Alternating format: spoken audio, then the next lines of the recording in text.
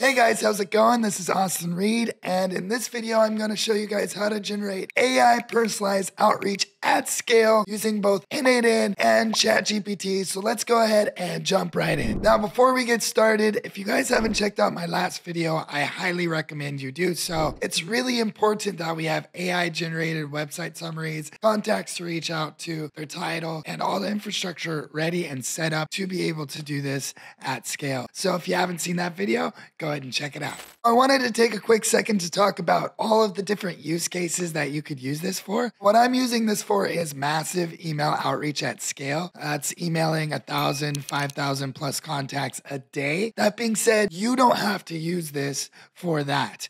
You could use this for LinkedIn outreach, for example. You could give your entire SDR team personalized AI outreach that they can just copy and paste, saving them 15 to 20 minutes per contact that they reach out to. And if they're reaching out to 15 contacts a day on LinkedIn, I mean, do the math. That's a lot of time you're saving your SDR team. Outside of that, you can use it for cold calling, you can use it for direct mail. I mean, the possibilities here are totally endless. Now, jumping right in, I just wanted to do a quick overview of my database structure. Now, your database structure might be a little bit different, but I wanted to give you guys a little bit of context so that you guys know what we're dealing with here, okay? So I have a table called master contacts here, and now this is the information that I grabbed out of Apollo. The only thing I'm going to be needing is the email of the contact and the app ID is V2. Now, this is going to be the AI generated personalization. Now, this table connects to a table called master companies via the company's name. And from this table, the only thing I'm going to need is the summary right here, which was generated in the last video. All right, now here is a quick overview of what the N8N flow looks like. Now, it looks very similar to the N8N flow from the last video, but there are some subtle differences here. The most important thing you guys need to pay attention to here is the Postgres query at the beginning and the OpenAI prompt. Prompting here is king. Prompt will make the difference between bad outreach and good outreach. So it's really, really important that we get this right. Okay, so the basic flow goes like this. We're going to grab the information we need from the Postgres, which is the title, the email, and the summary. We're going to loop over each of those. We're going to send it to OpenAI for the personalization. We're going to validate that the personalization happened correctly. And then if it did, we're going to update the app ID as V2 in the Supabase. Now, jumping right into the Postgres node, what we'll see is a quick Postgres query. Now, I have a really quick tip on how to generate quick and easy Postgres queries. So what you're going to do is you're going to make a notepad with your database structure and the data types, just like this. You're going to save it on your desktop. Then what you're going to do is you're going to copy paste this into ChatGPT and you're going to say, hey, I have a Postgres database and I would like to do this. Like I would like to select all of the contacts in this table where the personalization is empty and the web text exists, for example. And ChatGPT will generate you perfect SQL queries every single time, so you don't actually need to know any SQL at all. So that makes it really easy. Just make sure you have the table name correct, make sure that you have the data types here correct, and ChatGPT will do wonders. That being said, we are grabbing, like I said, the email, the title, and the summary from my master contacts table. Here we're joining these two tables together. And then we're going to say whenever app ideas version 2 doesn't exist, so I haven't done any personalization yet for this contact, and the summary does exist. So I have something to use for the AI prompt. And this limit 100, I'm only doing that for testing just because I don't want to show you hundreds of thousands of contacts. I would rather show you just 100. That way it's quick and easy and I can show you right in front of you. Okay, so jumping out of the Postgres node, now we're going to loop over each item. Now, as you can see, each item just has an email, a title, and a summary right now. Very simple, really easy. Now this goes straight to our OpenAI node. Now this is where the magic really begins. Prompting here is key. Now, little disclaimer, this is specifically for my business. I'm generating app ideas based on the company position that I'm reaching out to and the website summary text. That being said, you can feed in whatever data you want and generate whatever ideas that you want or personalization that you want for your business.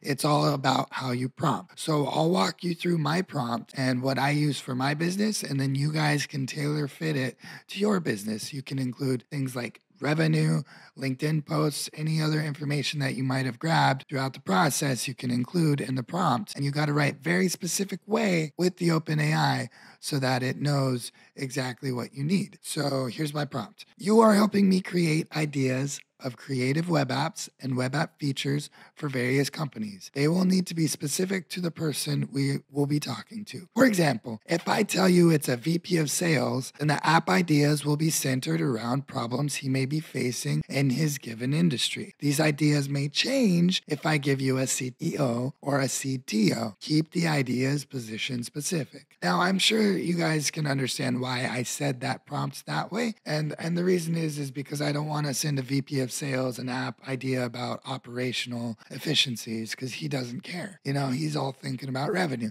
Now, in your guys' business, you might only be outreaching to one person. You really want to make sure that you put the position of the person you're outreaching to in the prompt itself. That way the AI can tailor it to his language and to his needs. Okay, that's really important. All right, let's continue. The web app ideas should be ideas that result in either revenue-related business impacts or operational efficiency and effectiveness-related business impacts. All impacts must generate ROI, save money, save hours, or increase efficiency. Now, why did I do that? Well, because these are the main pain points, right? If I'm not hitting these main pain points in the email, why should he care? If I'm not solving a problem, why should he care? If I'm not saving time, saving money, or generating money, why should they care, right? I need to provide value. That's really important when you write copy. So I made sure to include that in the prompt. Be specific and give unique advice. Use strategies that would benefit service companies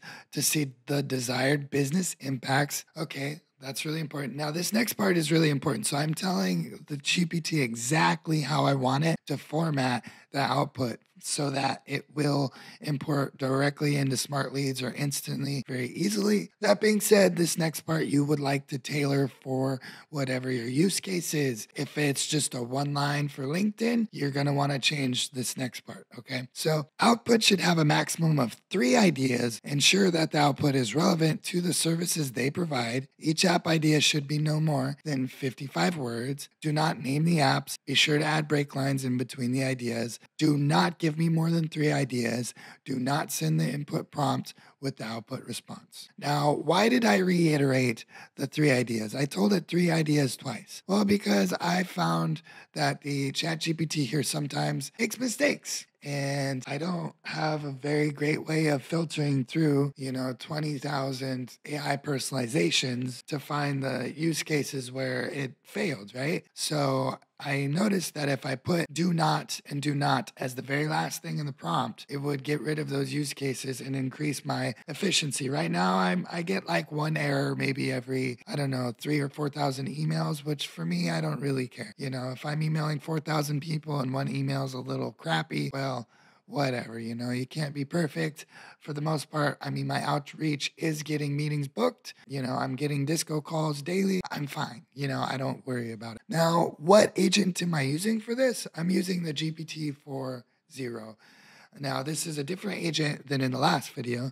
In the last video, I was using a 3.5 125K. Why? Because it was cheaper and faster, and it had a higher token limit. I'm using the GPT-4.0 because the personalization is really important, like extremely important. It's the most important piece.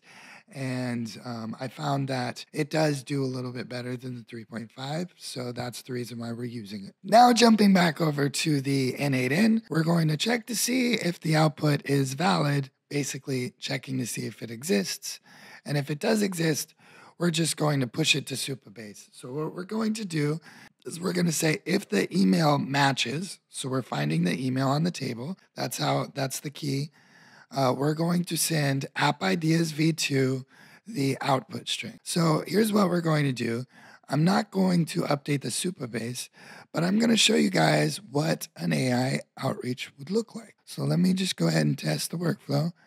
We'll go through the assistant. Okay, and now we have the output from the AI. So let's just look at the first example. So we're reaching out to a founder and CEO, right? So we got the title and then the summary and the prompt, right? The company offers an AI-driven home buying journey where users can talk with an AI real estate agent named Claire to find the best available homes based on their preferences. So the output that it gave was develop a predictive analytics tool integrated with Claire.